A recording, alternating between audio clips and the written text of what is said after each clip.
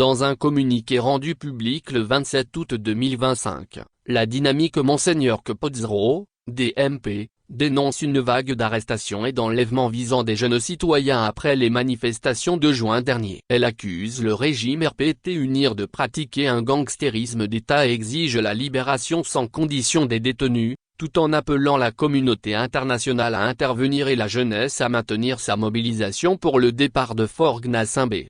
Communique du peuple, DMP, Togo, halte à l'arrestation et à l'emprisonnement de la jeunesse. Elle a besoin de pain, pas de la prison. Depuis quelques semaines, après les manifestations des 26, 27 et 28 juin 2025 violemment réprimées par les forces de défense et de sécurité appuyées par les miliciens qu'entretient le régime RPT UNIR, le pouvoir dictateur du Togo s'emploie à enlever les citoyens et à les faire disparaître. Les méthodes utilisées par ceux qui font ces basses et funestes besognes d'enlèvement des paisibles citoyens ressemblent à du pur gangstérisme d'État sans aucun respect des procédures et de la dignité humaine. C'est le cas notamment de M. Ako et Théodore enlevé depuis le 14 août 2025 et jeté en prison après 5 jours de détention arbitraire au Sgrik.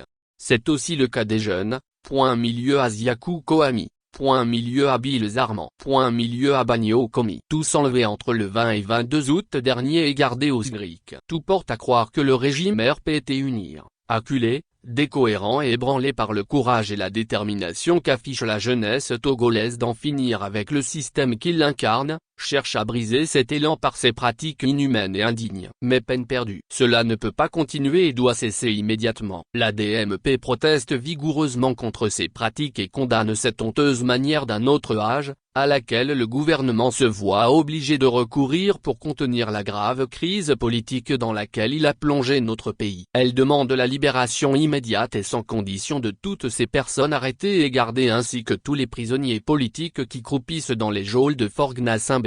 On se demande si c'est cette politique de terreur qui va régler les problèmes de la faim, des injustices sociales et de la mauvaise gouvernance dont la jeunesse togolaise l'accuse.